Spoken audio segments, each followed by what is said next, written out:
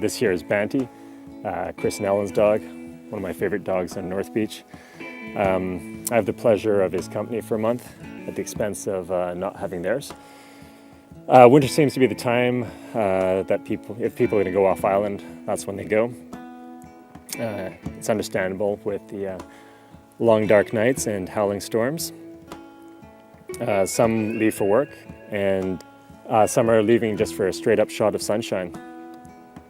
I'm still pretty content to be here, although we'll see what I'm saying in a month.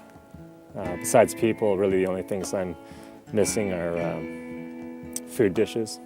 I give a whole deer for a plate of sushi and a glass of good draft beer.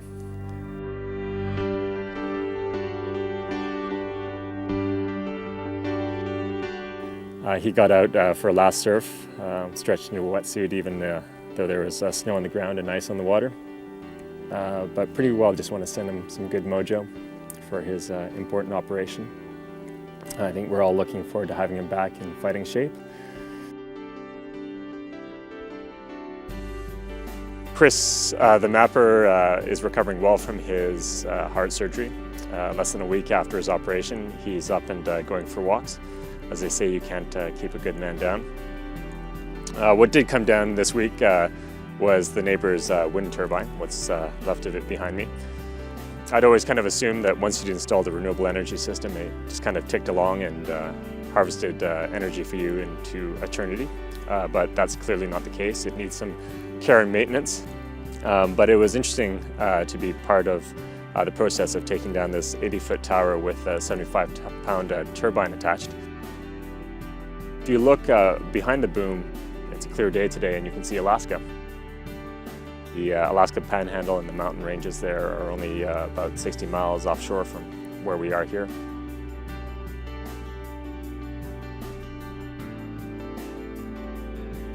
On the north end of Haida Gwaii up here, we're primarily on diesel.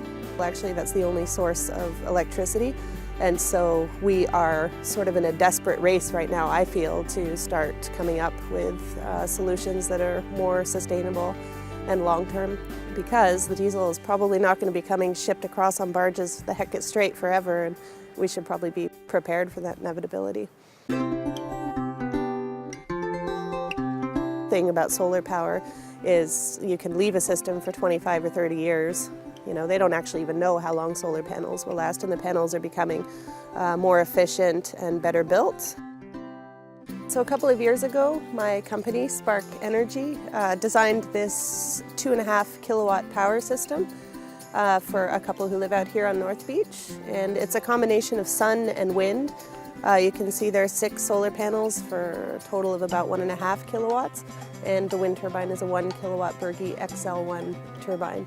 And so between the two, you've got a good balance of systems. They have a pretty conventional house. They live in a yurt over here that they built themselves, and normal electrical appliances. The couple who own this power system are actually off-grid, and they seem to have developed even more of an ecological consciousness, which is extending further out for them in the community. And I think that's one of the most important things that's happening here. People can see that the solutions exist and that the solutions are effective, and all we need to do now is employ these solutions on a bigger scale.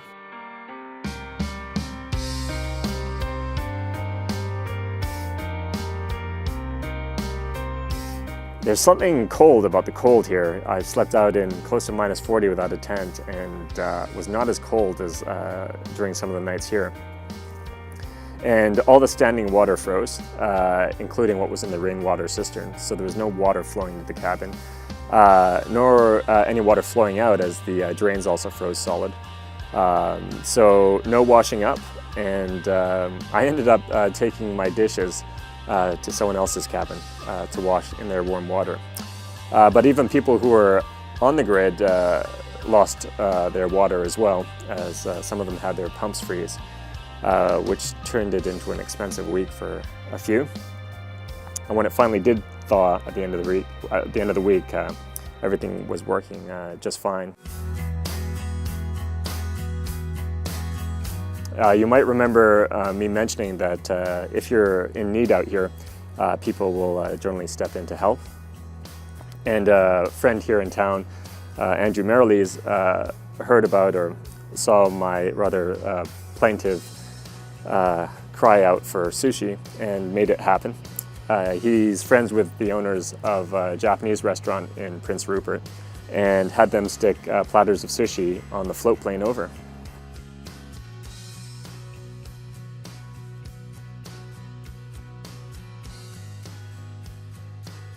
Each morning I'd go out to the outhouse and find the throne frosted with ice.